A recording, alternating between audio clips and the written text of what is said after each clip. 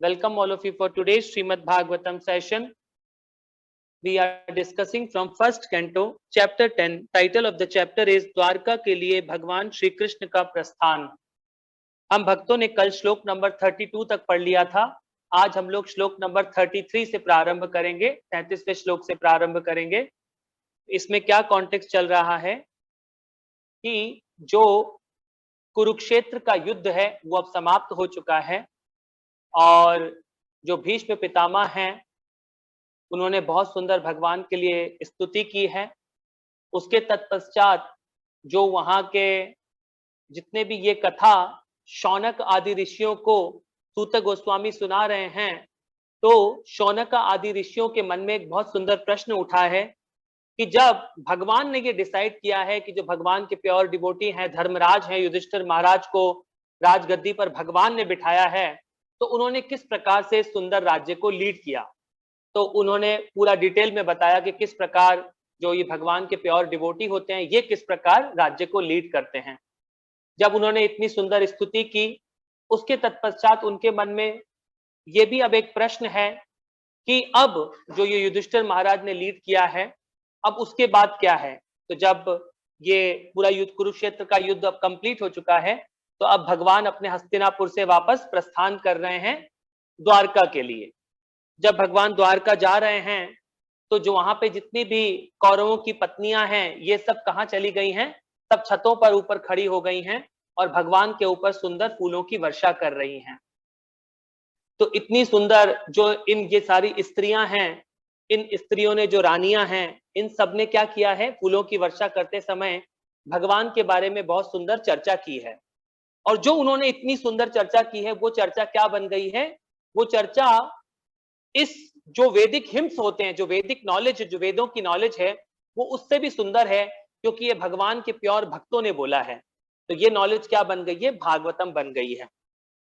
तो इसमें हमने कल श्लोक नंबर 32 पढ़ा था, बहुत सुंदर श्लोक था 32। हमने उसमें देखा भगवान जो सूत गोस्वामी और शौनक आदि ऋषियों को बोल रहे हैं, यद्यपि महाराज युधिष्ठिर का कोई शत्रु न था तो भी उन्होंने असुरों के शत्रु भगवान श्री कृष्ण के साथ जाने के लिए चतुरंगनी सेना, घोड़ा, हाथी, रथ तथा पैदल सेना लगा दी।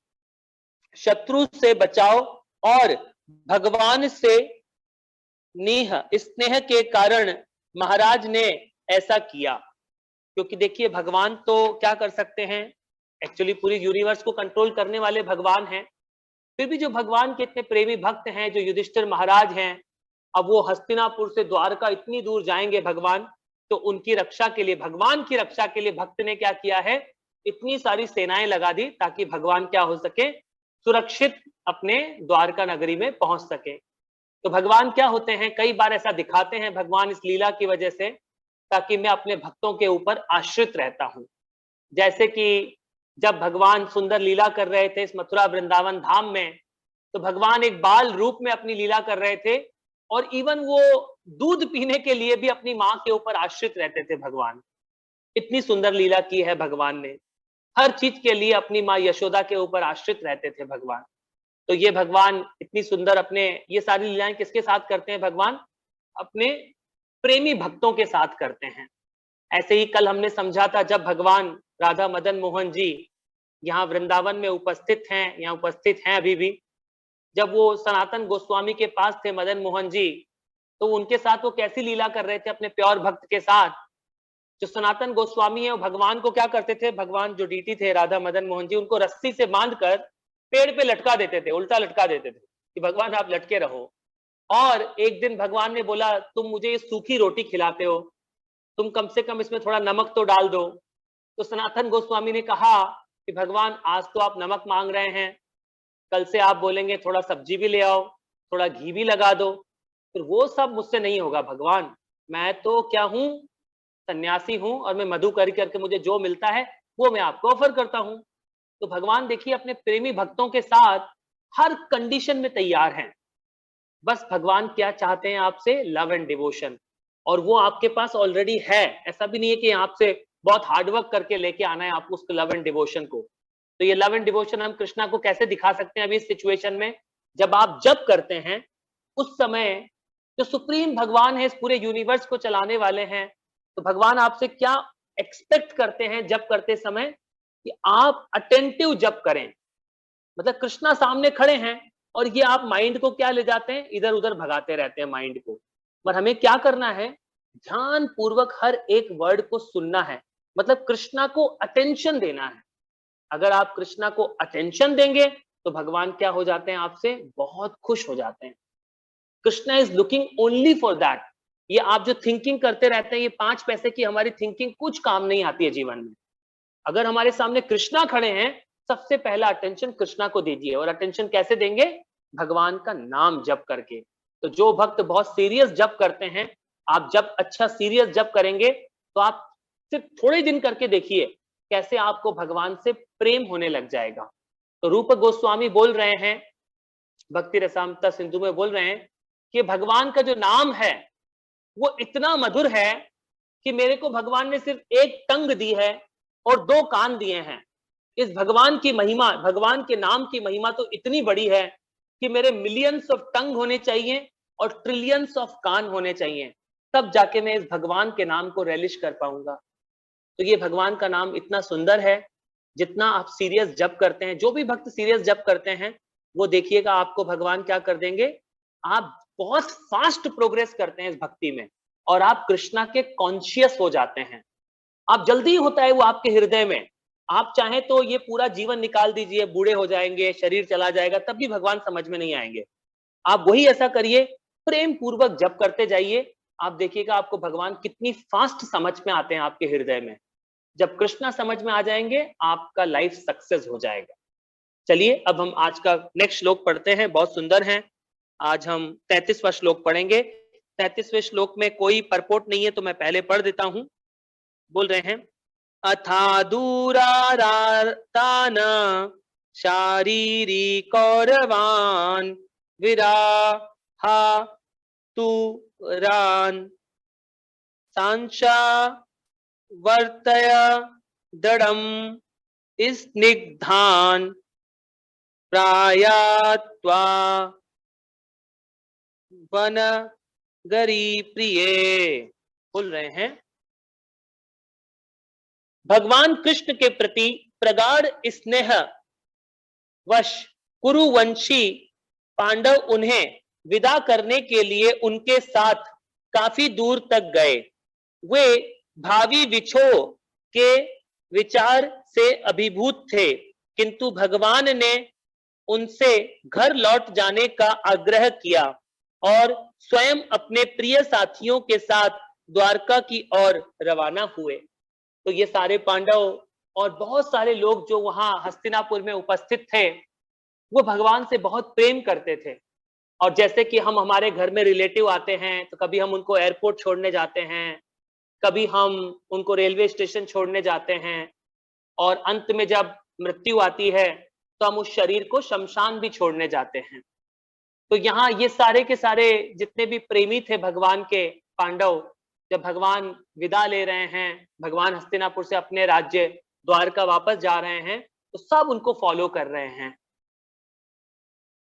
तो ये बहुत प्रेम था इन सब पांडवों को भगवान से, और उस प्रेम पांडव क्या कर रहे हैं, इस भगवान को अपने प्रेम को यहाँ पर दर्शा रहे हैं। अब हम अगले श्लोक को पढ़ते हैं, जो कि है श्लोक नंबर 34 और 35 साथ में है। इस श्लोक का तात्पर्य पढ़ने के लिए मेरे साथ मीनाक्षी माता जी आप पढ़ेंगे।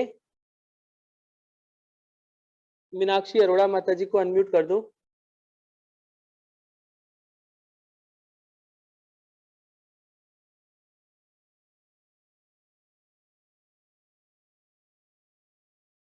चलिए, मीनाक्षी माता जी नहीं पढ़ रहे हैं तो मानस गुलवानी माता जी कोटा से, सीमा माता जी। महेश, मानस गुलवानी माता जी को अनम्यूट कर दीजिए।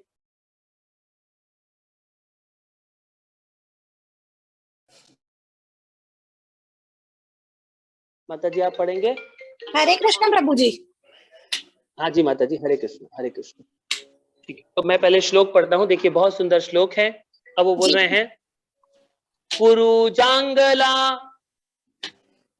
पांचालान शूरसेनान तयानुमान ब्रह्मवर्त कुरुक्षेत्र मतस्यान सात्वता नया मरु धन मति क्रम्य सौभिरा भीरयो परान आनर्तान भागर्वा काच्छान तवाहो मनाधि वभुः।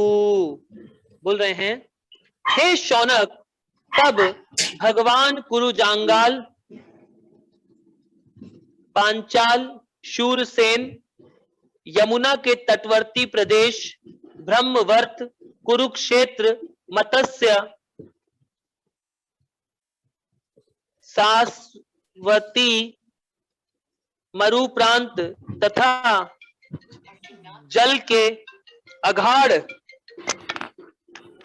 वाले भाग से होते हुए आगे बढ़े।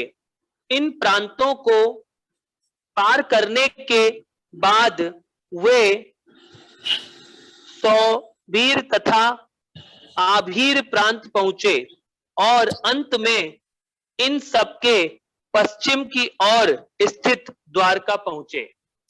तो ये भगवान जब हस्तिनापुर, जिसको ऑलमोस्ट दिल्ली बोलते हैं, दिल्ली से जब भगवान निकले हैं, तो किन किन राज्यों को भगवान ने क्रॉस किया, क्योंकि द्वारका कहाँ है, ऑलमोस्ट पश्चिम में है, वेस्ट में पड़ता है जो द्वारका है, समुद्र के किनारे पर द्वारका बसा हुआ है। इतने सारे को पार करने के लिए भगवान ने ये रूट लिया है, जिसमें ये पूरा का पूरा राजस्थान क्रॉस किया है, मरु प्रदेश क्रॉस किए हैं, और भगवान ने सरस्वती रिवर आती है बीच में, उसके बाद उदयपुर आता है, फिर अहमदाबाद आता है, फिर राजकोट आता है, और फिर द्वारका पहुंचते हैं। तो इन सब स्थानों को क्रॉस करते करते भगवान कहाँ पहुंच गए, अब द्वारका पहुंच गए हैं। तो अब इसका तात्पर्य पढ़ते हैं। माता जी, आप इसका तात्पर्य पढ़िए। हरे कृष्णा। भगवान जिन जिन प्रांतों से होकर गए वे उस समय भिन्न नाम से जाने जाते हैं, लेकिन जो दिशा दी गई है उससे यह सूचित होता है कि वे दिल्ली, पंजाब, राजस्थान, मध्य प्रदेश, सौराष्ट्र तथा गुजरात से होकर यात्रा करते हुए अंत में अपने निवास स्थान द्वारका पहुंचे। हमें उन दिनों से आज तक इन प्रांतों के समानार्थी प्रांतों के नाम ढूंढने से कोई लाभ मिलने वाला नहीं, लेकिन ऐसा प्रतीत होता है कि 5000 वर्ष पूर्व भी राजस्थान का मरुस्थल तथा मध्य प्रदेश जैसे जल के अभाव वाले प्रांत विद्यमान थे। मृदा विशेषज्ञों का यह सिद्धांत कि मरुस्थल हाल ही में विकसित हुए भागवत के कथन से पुष्ट नहीं होता। हम इस विषय को भूगर्भ विज्ञानियों द्वारा खोजे जाने के लिए छोड़ देते हैं, क्योंकि परिवर्तनशील ब्रह्मांड में भूगर्भीय विकास की विभिन्न अवस्थाएं होती हैं। हमें प्रसन्नता है कि भगवान अब गुरु प्रांत से अपने निजी प्रांत द्वारका धाम में पहुंच गए हैं। कुरुक्षेत्र वैदिक काल से विद्यमान है, अतः जब व्याख्याकार कुरुक्षेत्र के अस्तित्व को नकारते हैं तो यह उनकी निजी मूर्खता प्रतीत होती है। हरे कृष्णा प्रभु जी। हरे कृष्णा माता जी। अब देखिए प्रभुपाद जी कितना सुंदर बता रहे हैं। तो अगर हम लोग इनसे बात करने बैठे, जो आजकल के करंट साइंटिस्ट हैं, वो किस पे चर्चा करेंगे, वो इस श्लोक का क्या निकालेंगे, लिटरल मीनिंग निकालने बैठेंगे कि नहीं, अगर भगवान हस्तिनापुर में थे तो ये द्वारका ऐसे ऐसे ऐसे, इन सबके नाम मैच करो, ये करो वो करो, उसमें उलझ जाएंगे। पर भगवान का भक्त किसमें खुश हो रहा है, भगवान का भक्त तो इसमें खुश है, मेरे सुंदर भगवान अपनी लीला को समाप्त करने के बाद अपने द्वारका की रानियों को प्रसन्न करने के लिए द्वारका पहुंच गए हैं। वो भगवान का भक्त किसमें खुश है, भगवान की खुशी में खुश है। तो एक बहुत सुंदर सी कथा है इसके ऊपर। एक बार क्या होता है, जब भगवान श्री कृष्ण द्वारका में थे तो भगवान ने बोला कि मेरे सिर में बहुत दर्द हो रहा है, बहुत पेन हो रहा है मुझे। तो नारद मुनि से बोला कि तुम कुछ दवा का इंतजाम करो। तो ऐसे बहुत प्रयास किया, तो भगवान फिर कई वेदों के पास गए, कई जड़ी बूटियां लाए, मगर वो दर्द सही नहीं हो रहा था। तो भगवान ने कहा कि मेरे इस सिर दर्द का सिर्फ एक ही इलाज है, और वो है मेरे प्योर भक्तों के चरणों की धूल ले आओ, अगर वो लगा दोगे तो मेरा सर का दर्द सही हो जाएगा। तो नारद मुनि गए, ढूंढना शुरू किया, सारी द्वारका की रानियों के पास गए एक एक करके, किसी ने भी अपने चरणों की धूल नहीं दी भगवान को, कि क्या हमें नरक में जाना है कि हम भगवान को अपने चरणों की धूल देंगे। कई लोगों के पास गए, ब्रह्मा सबके पास गए, किसी ने भी नहीं दी। फिर भगवान ने कहा तुम वृंदावन जाके ट्राई करो। तो जैसे ही वो वृंदावन आए, गोपियों से मिले कि भगवान कृष्ण को बहुत पेन हो रहा है सर में, कि तुम ऐसा करो, अगर आपके चरणों की धूल दे दोगे तो आप भगवान का सर का दर्द सही हो जाएगा। सारी गोपियों ने तुरंत क्या किया, अपने अपने पैर खोल के बैठ गए, जल्दी जल्दी ले लो, जल्दी ले लो, जितनी तुम्हें धूल चाहिए सारी लेके जाओ, हमारे कृष्णा का दर्द सही होना चाहिए बस। तो ये जो भगवान के भक्त होते हैं, ये किस में इंटरेस्ट रखते हैं? भगवान की खुशी में इंटरेस्ट रखते हैं। भगवान की खुशी के लिए गोपियों ने क्या किया, जैसे ही भगवान बांसुरी बजाते थे, अपना जो घर होता था, गोपियां क्या करती थी, इवन घर में उनके बच्चे होते थे, पति होती थी, माताएं होती थी, पिता, सबको छोड़ के भगवान की खुशी के लिए ऐसे भाग दौड़ पड़ती थी जैसे तो कोई बिल्कुल कुछ नहीं सोचती थी वो, और तुरंत दौड़ के भगवान की लीला में जाके पार्टिसिपेट करती थी। तो ये सब क्या होते हैं, भगवान के जो अनन्य भक्त होते हैं, वो भगवान की खुशी में क्या रखते हैं, इंटरेस्ट रखते हैं। और ये सारे जो कर्मी लोग होते हैं, ये जो साइंटिस्ट लोग होते हैं, ये सारे क्या हैं, इन कार्मिक कार्यों में बिजी रहते हैं। इसीलिए पुनरअपि जन्मा पुनरअपि मरना, इस इच्छा की वजह से उनका ये जन्म और मृत्यु का चक्र चलता रहता है। तो भगवान के प्योर डिवोटी किस में इंटरेस्ट है, उनको सिर्फ भगवान की सेवा में इंटरेस्ट है, उनको और किसी और चीज में इंटरेस्ट नहीं होता है। तो हम एक और श्लोक पढ़ लेते हैं। तो अगला श्लोक मेरे साथ पढ़ने के लिए, अगले श्लोक का तात्पर्य मेरे साथ पढ़ने के लिए आ जाइए।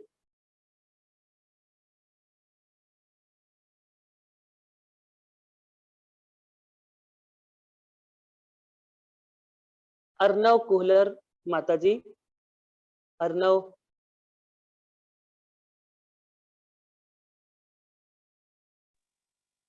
हरे माता जी आप कृष्णा पढ़ेंगे? प्रभु जी। हाँ जी माता जी, हरे कृष्ण हरे कृष्ण। तो मैं श्लोक पढ़ता हूँ पहले, श्लोक नंबर 36, बहुत सुंदर श्लोक है, आप उसका तात्पर्य पढ़िएगा। और ये इस चैप्टर का लास्ट श्लोक है, आज हम इस चैप्टर को समाप्त कर रहे हैं, फिर हम कल से नया चैप्टर शुरू करेंगे। वो है भगवान कृष्ण का द्वारका में प्रवेश कैसे होता है, उसका स्वागत कैसे करते हैं द्वारकावासी, द्वारका की रानियां, वो हम कल समझेंगे। आज इसका लास्ट श्लोक हम कंप्लीट करते हैं, श्लोक नंबर 36। उसमें बोल रहे हैं भगवान, तत्र तत्र हे तत्रे यर्हि हरि प्रत्यायुध्याता हर्नः सायं भेजे दिशि पांचा दग्विष्ठो गाम तदास्तदा। बोल रहे हैं, इन प्रांतों से होकर यात्रा करते समय उनका स्वागत किया गया, पूजा की गई और उन्हें विविध भेंटें प्रदान की गई। संध्या समय सारे स्थानों में संध्या कालीन अनुष्ठान कृत्य करने के लिए भगवान अपनी यात्रा स्थगित करते, सूर्यास्त के बाद नियमित रूप से ऐसा किया जाता। तो ये जब भी यात्रा होती है, जब हम अभी 4 धाम की यात्रा किए सारे डिवोटीज, मेरे साथ करीब 35 भक्त थे, हम भी कैसे करते थे, सुबह निकलते थे, शाम को कहीं पर भी किसी होटल में रुक जाते थे और शाम को अपना बहुत सुंदर कथा करते थे, कीर्तन करते थे, फिर सुबह उठते थे, कथा कीर्तन करते थे और फिर हम लोग आगे बढ़ते थे।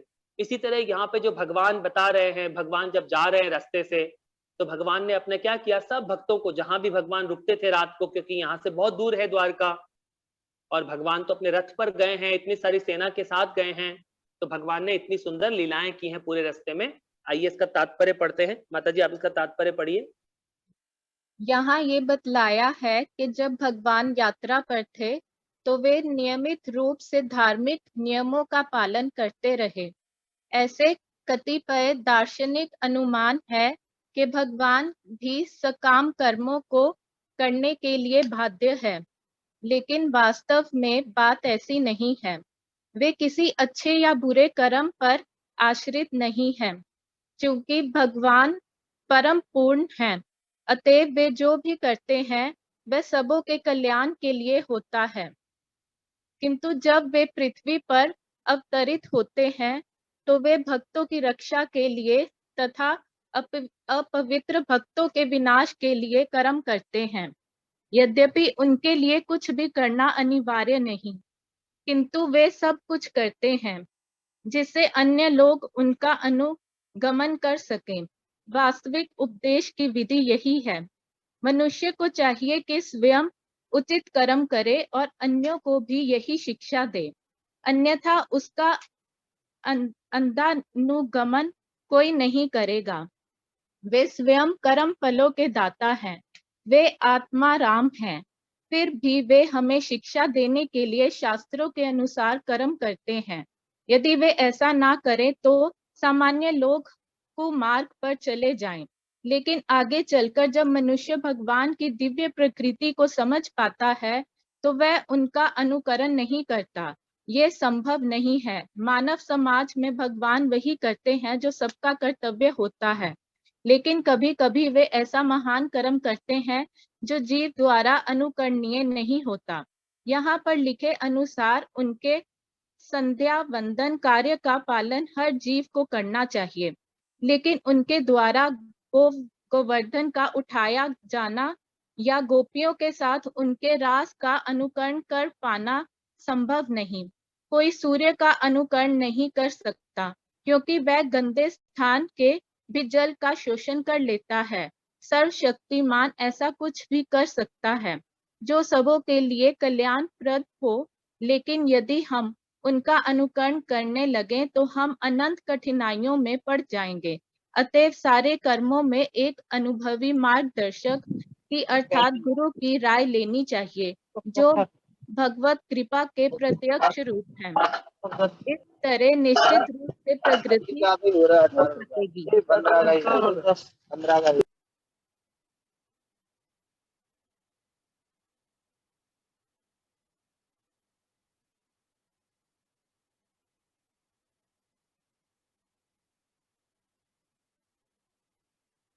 हरे कृष्णा।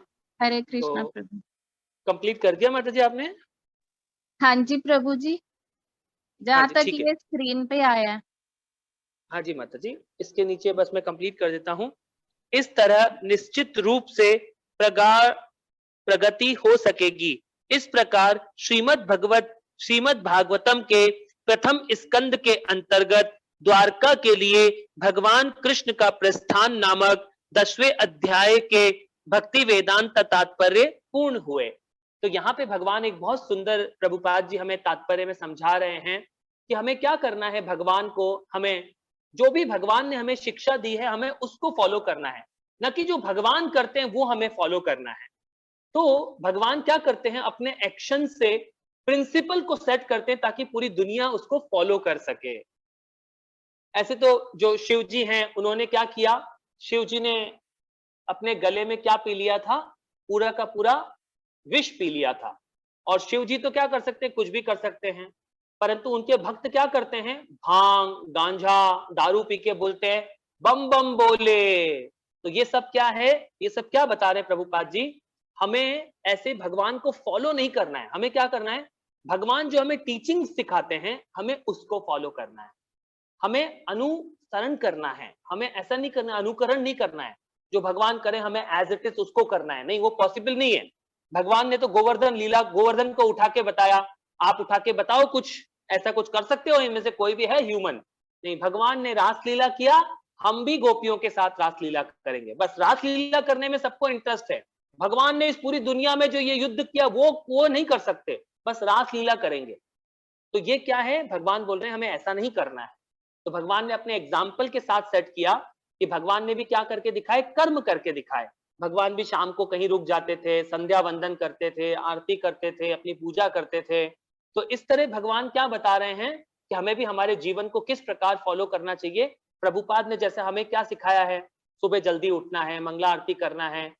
इस कलयुग में मनुष्य जीवन के लिए कम से कम 16 माला जप करना है, कम से कम 16 है, तब तो आप मनुष्य शरीर कहलाने के लायक हो। अगर आप 16 माला जप नहीं करते हो तो प्रभुपाद जी बोलते हैं आप मनुष्य कहलाने के लायक भी नहीं हो, हम पशु के समान हैं अगर हम जप नहीं करते हैं तो। इस प्रकार प्रभुपाद जी हमें समझाने का प्रयास कर रहे हैं कि हमें क्या करना है अपने जीवन में।